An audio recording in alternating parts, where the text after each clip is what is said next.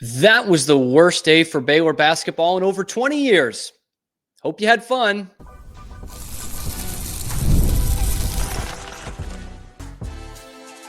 You are Locked On Baylor, your daily podcast on the Baylor Bears. Part of the Locked On Podcast Network, your team every day. Hello, Bears fans, if they're still out there. Welcome to another edition of Locked On Baylor. I'm your host, Cam Stewart of ESPN Central Texas and the Cam Show on Rogue Media Sports Network on YouTube. It's brought to you by Game Time. It's all part of the Locked On Podcast Network, where it's your team every day.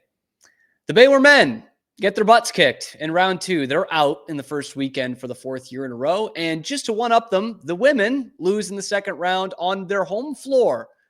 So we'll be breaking down both of those, and then we'll take a look at who's going to be better sooner. Who has a better setup the next couple of years, the men's team or the women's team? All that and more coming up on this episode of Locked On Baylor.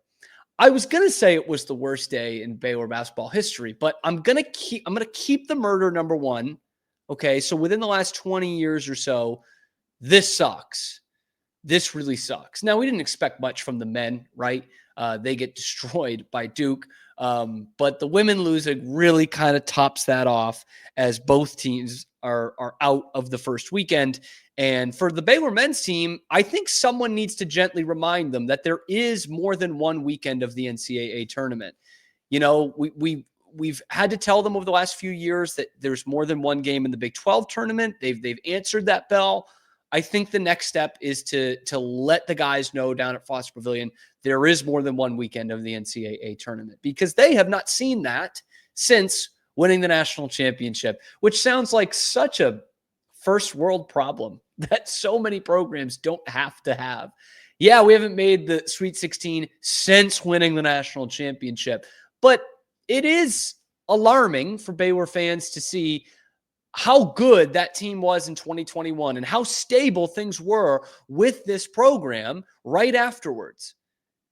And to sit here 4 years later and say they still haven't made the Sweet 16, that's a failure. And this team this year, which bows out in a 23-point loss to Duke, their biggest margin of defeat ever in the NCAA tournament, that is a failure.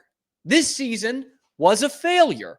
A team that was number 8 in the preseason rankings, that has a top 5 pick coming in as a freshman, another pretty damn good, almost all Big 12 freshman in Rob Wright. You went out and you got 2 players who were all ACC players who have made the Final Four, and they're out in the second round as a 9 seed, dispatched quite quickly by Duke. That is a failure. Total and complete failure. And I'm sure Scott Drew would tell you that as well. And there's plenty of things we can point to on why this season was a failure and why they have not gotten back to the second weekend after winning the national championship in 2021. There's reasons with, personnel, roster development, continuity, assistant coaches. There are all kinds of things that we can lay out here. But the bottom line is, this is the 4th year in a row they have lost in the second round. March has an innate randomness about it. And Baylor has not found the good part of that randomness yet since 2021, where they were far and away the best team outside of Gonzaga, and then they kicked the crap out of Gonzaga. Right? So unless you have a team that is that good, you can't make it out of the first weekend, apparently. It was dire yesterday against Duke. And I'll say this, Baylor's effort for me wasn't really in question. Like, I don't think Baylor mailed it in. And in a way, that's even more damning, right? Because they did show a ton of effort, and I don't think they played very stupid. And yet, they got their ass kicked. They weren't even close. They weren't even within touching distance of this Duke team. And of course, the pivotal moment comes with, I want to say it's just under 5 minutes to go in the first half.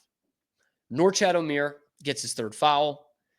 And at that point, I think the collective air was coming out of the Baylor basketball balloon.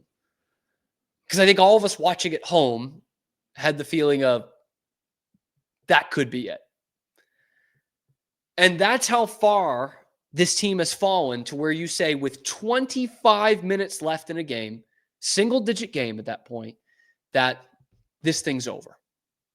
Because there's nothing behind North Chatham-Mere, and Duke is going to attack it. And they did. And then North Chad gets his fourth foul with whatever, I don't remember what it was, 14 or 16 minutes left, and he can't play his game. He can't be the North Chatham-Mere that wills Baylor to victory. And you saw it, like he can't keep possessions alive because he's got to play with 4, and there's no one behind him. And I feel for North Chatham-Mere more than I feel for anyone else on this team, because he has given 150% in every game this season, has not made excuses, and has carried this team by their bootstraps to whatever minor successes they had throughout this year. And if he had just a semblance of that 21 team or even the 22 team around him, this should be a team that would still be dancing. But unfortunately, they didn't have that. They didn't have it all year. They didn't have anybody behind him. Poor Marito Dubravcic, who's probably second on my list of players that I feel really bad for. The guy was not ready for this kind of level of basketball to be thrown into in March Madness playing against Duke, or really any time they called on him this season. And they attacked him. What are you going to do?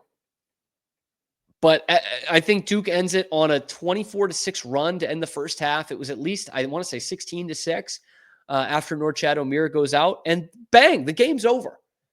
They're down by 17 at halftime. The game is over at that point.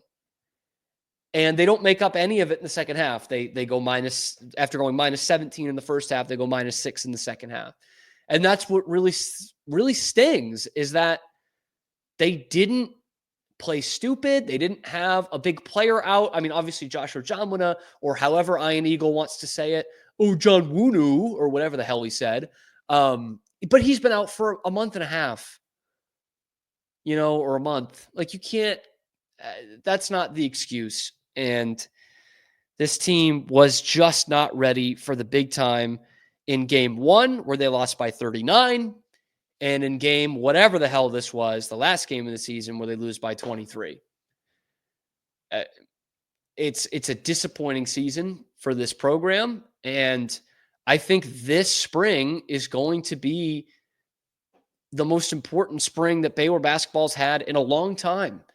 Last year felt like it in terms of hanging on to Scott Drew, but you lost 4 starters and you lost 4 assistant coaches. Like, that's a big thing to overcome. And now there's all kinds of questions around this offseason. Not firing the coach, not saying, not anything drastic like that, but rather the questions of, how are you going to build your program? How are you going to build your teams? Because something needs to change. With the talent that you've had running through that locker room the last 4 years, to not make the Sweet 16 in any of them, something needs to change. Whether it's how they dish out their money, how they handle the transfer portal, how they handle high school recruiting, what these new assistants bring to the staff, play style, all of these things need to be brought into question. Because in the last 4 years, they've gone after big-time one-and-dones, and they haven't made the Sweet 16. They've had elite offenses and have really dipped defensively. No Sweet 16s. They've had 1 seeds, they've had 2 seeds, 3 seeds, and a 9 seed. No Sweet 16s. Something needs to change now for Baylor basketball. Because maybe their biggest mistake was showing what this program is capable of. On the t-shirt, on the banner behind me, they showed that they can win a national championship and be a Final Four team. And in years past, Scott Drew has certainly shown that this could be a Sweet 16, Elite 8 program at least. And yet, the last 4 years after the championship team, they've had as much talent as they've ever had in a 4-year stretch, and they can't do that. They can't make it out of the first weekend. Something has to change now. If you think you know what it is, please let me know in the comments below on YouTube, or tweet at us at Locked On Baylor. And if you think something needs to change, like the video and subscribe to the channel if you haven't already. Something might need to change for women's basketball too, because if I had told you 2.5 weeks ago that they were going to be out in the second round, you'd say that's not good enough. And that's the reality we're living in right now. Let's talk about that coming up next on Locked On Baylor. I said on Friday, what's better than one NCAA tournament win in an afternoon? 2 NCAA tournament wins in an afternoon. Let's spin zone it. What's worse than one tournament loss in an afternoon? How about 2 NCAA tournament losses in the same afternoon? Whoop! Yeah, baby. Sick 'em Bears. The ladies go down. They lose by 4, I think was the final score. They lost by 4 to Ole Miss on their own home floor. Ole Miss doing to Baylor what Baylor did to Virginia Tech last year. And here we are. Out. No second weekend. For the second time in 3 years. The third time in 4 years. Can't sneak that one past me. Third time in 4 years that Baylor basketball, women's basketball, is out in the first weekend. That's not acceptable at this program. I'm sorry. That's not acceptable. And when you take the 2 teams combined, the men's and the women's team, out of the last, again, 4 years, so 8 opportunities to make it to the Sweet 16, they've done it 1 time. And once again, what we've been saying about this women's team the last couple weeks, with their 2 losses in Big 12 championship games, rears its ugly head. When push came to shove, the other team was smarter and tougher than them. They executed better. They made more shots. They made the right plays. It happens again. I think we have to seriously question how this team handles crunch time situations, which we'll talk about a little bit later in the next segment too. But you look at what this team had coming into the season. There weren't a lot of flaws on last year's team, right? They had battled some injuries and some things. There weren't many flaws, though, on the roster. And in theory, you got better in the offseason. You added the best post player in the transfer portal, Nettie Vonleh. You added an all-SEC player in the middle of the season, and Alima Tharu. And it doesn't get you to the Sweet 16? Give me a break with that. And it felt like Sisyphus, man. We could feel it start to roll down the hill once this game got close, and Ole Miss, I almost called the Mississippi State, Ole Miss turns it around. They have a 6-point lead, and Baylor gets back in the game, but it's like now it's crunch time. And Baylor doesn't win in crunch time. They've shown us that time and time and time again. Sarah Andrews had a really good game in what's going to be her last game in a Baylor uniform with 14 points and 6 assists. And she made a layup to make it 61-61 late in the game, but there was a big play with 3 minutes left that I thought was totally emblematic of what this team does in crunch time situations. Ole Miss was leading by 2, 57-55, 2:56 remaining in the game.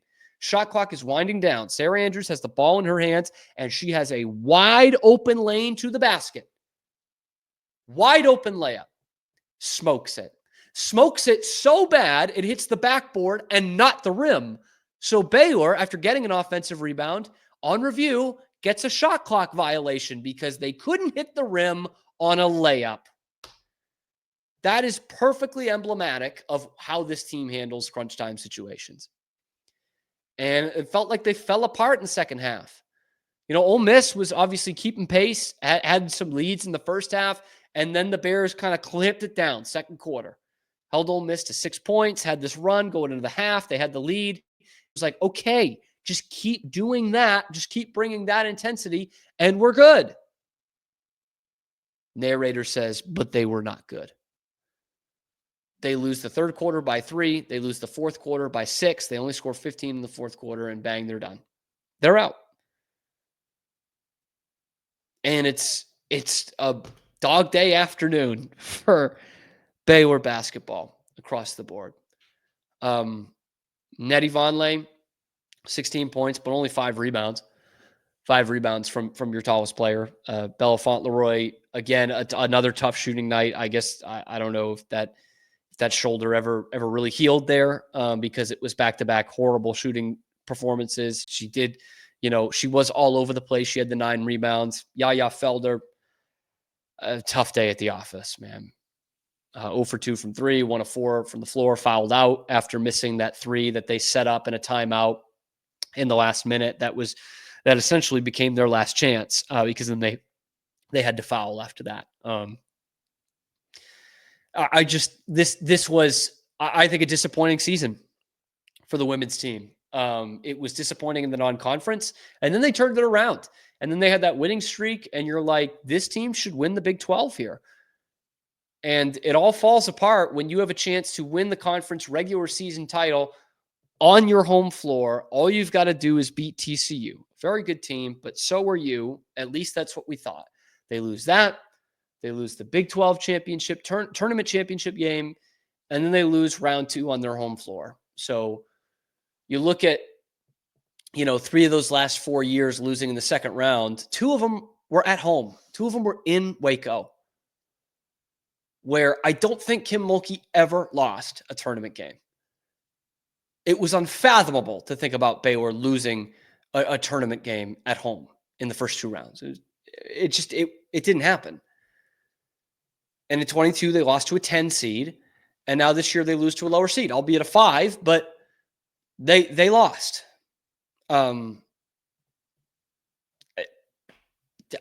Yeah. Aliyah Matharu today, by the way, didn't register on the score sheet.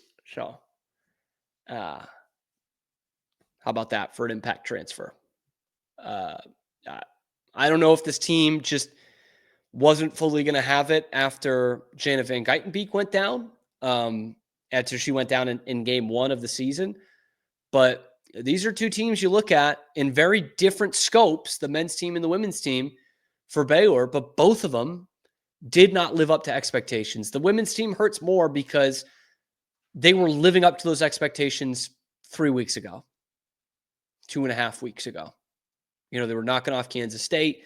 They had to win, I think it was 9 games in a row, 8 or 9 games in a row to set up that date with TCU with the Big 12 championship on the line. And much like a game itself, once they got to crunch time, everything was going well. And then they lost the 3 games that really mattered in their season. This team should have been a shoo-in for the Sweet 16. It should have been. And they overcome a hurdle in round 1 where you face a 13 seed that was way underseeded, that had won 30 straight games. You overcome that hurdle only to fall at the next one. Disappointing is the word of the year for both basketball programs at Baylor. And I don't think there's any way to beat around the bush for that. But I think we need to start asking the question of when is this women's basketball program going to win the big one again? And I ain't even talking about Final Fours. I'm not talking about national championships. I'm just talking about winning the big games in front of you. The conference championship games, the round of 32 games on your home floor. Because we're not in the business of Baylor women's basketball is not in the business of talking about Final Fours or national championships anymore. They've got to be back in the business of making the Sweet 16, winning your home tournament games, winning this conference, which is wide open and will be wide open again next year. Those are the questions you need to start asking of them. Anyway, let me know what you guys think. Was this season a disappointment for you? Let me know in the comments section below. Be sure to like and subscribe. We're here, obviously, every weekday on YouTube, and then wherever you get your podcast, bringing you nothing but Baylor sports content at least 5 days a week. And it's probably not going to be as much weekend content anymore since both basketball seasons are over. Coming up next, who is better positioned for the future, the women's team or the men's team? Let's talk about it next on Locked On Baylor. First, a message from our good friends over at Game Time. If you want to get out to the Foster Pavilion, next year, of course, Game Time is the only way to do it. It's the only way I do it. Imagine watching your favorite team live, feeling the energy of the crowd and witnessing unforgettable moments. There's nothing like experiencing a big game in person. I always say, if you have the chance to go, go. Getting tickets shouldn't be the stressful part. That's where Game Time comes in, making it easier than ever to grab last-minute seats at unbeatable prices. Curation makes it easier to find better value for tickets to sports, concerts, comedy, theater, anything that needs a ticket. That's what Game Time's got for you. I just checked the Game Time app. There's some amazing deals on some games that I'm looking forward to. Baseball season coming up in major league cities. It's great. They have the greatest deals, the lowest price guarantee, or they're going to credit you 110% of the difference. And with the seat views before you buy, which is one of my favorite parts, no surprise fees, my actual favorite part, and a lowest price guarantee, you can book with total confidence. So download the Game Time app, create an account, use the code LOCKEDONCollege for $20 off your first purchase. That's Locked On, COLLEGE, for $20 off. Download Game Time today. Last minute tickets, lowest price, and that, of course, is guaranteed. So not the weekend we were hoping for either basketball team. Scott Drew's men get just throttled out of the tournament by Duke, and the ladies get upset at home by Ole Miss. Which one's worse? Be my guest. They both suck. Both of those losses suck.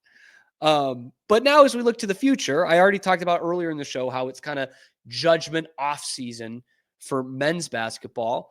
Tough questions now have to be asked about women's basketball and winning the big one. And can they get there? You know, you had a Sweet 16 run last year, but everyone's going to say, yep, you beat Virginia Tech on the road when their best player was hurt. Congrats. When are you going to win the big one? Again, like I said in the last segment, not national championship, not Final Four, but let's make the Sweet 16 consistently. That's what Baylor should be in women's basketball. Let's win a Big 12 championship. Those used to be just clockwork, Sharpie every year. And I know that this is not Kim Mulkey's teams anymore. But since she has left, and really the last 2 seasons or so, the Big 12 has gotten more wide open.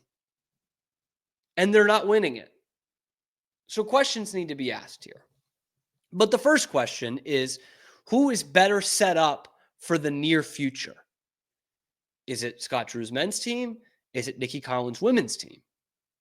This is an interesting question. Thank you, Cameron, for asking it. I think it's an interesting question.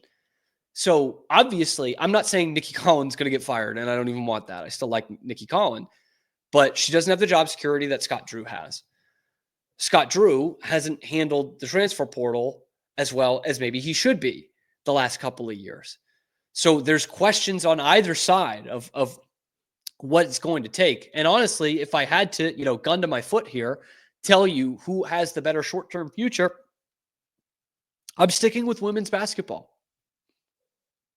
You lose Sarah Andrews, and that stinks. But there's inherently more continuity in women's basketball than men's basketball. It's been that way for 30 years. They stay more than 1 year. Most of them stay all 4 years.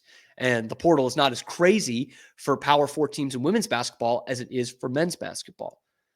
So when I look at what Scott Drew has ahead of him, he's got to think, do I have the right assistants here? I brought in 3 or 4 new assistants this year. Are these the right guys?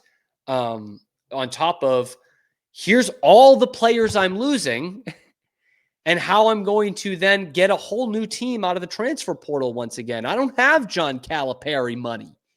I can't do what Arkansas did.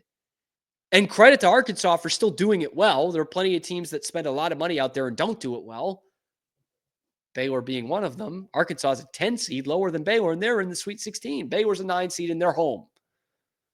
And thinking about who we're going to bring in through the portal. So, honestly, this is real easy for me. Women's basketball has a better short-term future. But by that same token, you're wondering what that's going to look like.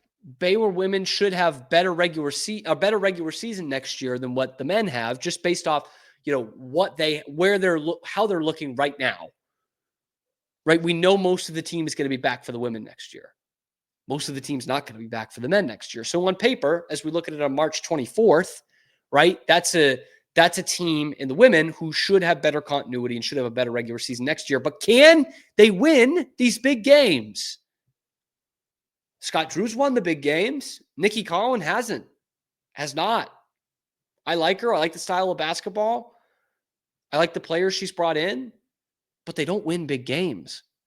So, yes, I do think the women have a better short-term future, but how that's going to show itself in March, I think remains to be seen. But right now, we're getting way too comfortable with just having 2 days in March where our team plays, two NCAA tournament days that they play. And by the end of the first weekend, we put our feet up and we just get ready for MLB season. We get ready for opening day and start talking about spring football. That's not the Baylor I remember. We've got to get back to the old Baylor of a couple years ago. That was the best basketball program, men's and women's, in America. Because it's a far cry from that right now.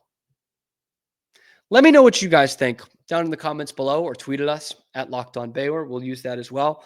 Like and subscribe on YouTube if you haven't already. Ring that notification bell to get notified every time we're dropping videos. It's going to be, your daily podcast, right? Your only daily source for exclusive Baylor sports content, okay? Coming to you 5 days a week and then sometimes a little bit extra.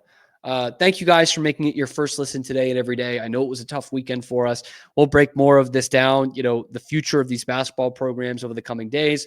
We will talk some spring football as well and the big question marks that surround Baylor football because we've got to get optimistic about something, damn it. So thanks again for making it your first listen today and every day. And we will see you tomorrow on your favorite show, Locked On Baylor.